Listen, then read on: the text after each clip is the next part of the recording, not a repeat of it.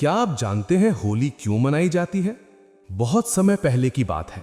भारत भूमि पर एक शक्तिशाली असुर राजा का राज्य था जिसका नाम हिरण्यकश्यप था। वो अत्यंत बलवान और घमंडी था। उसने कठोर तपस्या करके ऐसा वरदान प्राप्त किया था कि उसे ना कोई मनुष्य मार सके, न पशु, न दिन में मरे न रात में, न घर के अंदर मरे न बाहर, न जमीन पर मरे न आकाश में।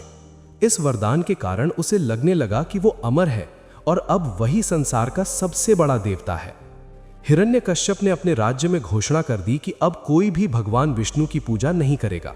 सभी लोग केवल उसी की पूजा करेंगे। जो कोई भी उसकी आज्ञा नहीं मानेगा उसे कठोर दंड दिया जाएगा। लेकिन भगवान की लीला देखिए, उसी राजा के घर एक पुत्र जन्मा जिसका नाम प्रहलाद रखा गया। बचपन से ही प्रहलाद भगवान विष्णु का परम भक्त था। वो हर समय नारायण नारायण का जाप करता रहता था। जैसे जैसे वो बड़ा हुआ उसकी भक्ति और भी बढ़ती गई। जब हिरण्यकश्यप को पता चला कि उसका पुत्र विष्णु का भक्त है तो वो बहुत क्रोधित हो गया। उसने प्रहलाद को अपने पास बुलाकर कहा, मैं ही भगवान हूं, तुम मेरी पूजा करो।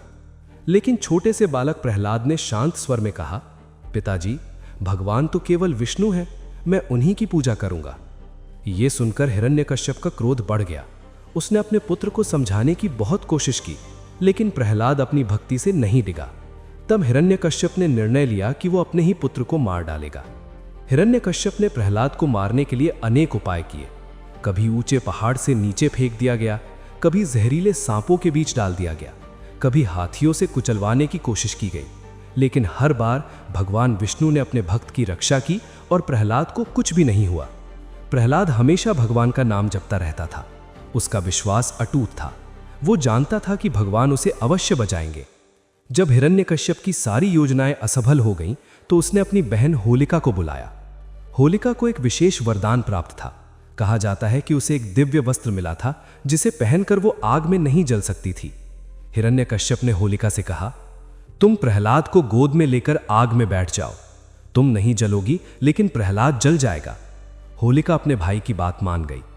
एक दिन विशाल अग्नि जलाई गई। चारों ओर लोग खड़े थे। होलिका प्रहलाद को गोद में लेकर आग में बैठ गई, लेकिन प्रहलाद बिल्कुल नहीं डरा। वो भगवान विष्णु का नाम जपता रहा। तभी एक चमत्कार हुआ। तेज हवा चली और होलिका का अग्नि से बचाने वाला वस्त्र उड़कर प्रहलाद के ऊपर आ गया। होलिका आग में जलने लगी और कुछ ही देर में वो राख बन गई। जब आग बुझी तो लोगों ने देखा होलिका जलकर राख हो गई थी। प्रहलाद सुरक्षित खड़ा था। इस घटना से यह सिद्ध हो गया कि भगवान अपने भक्त की रक्षा अवश्य करते हैं।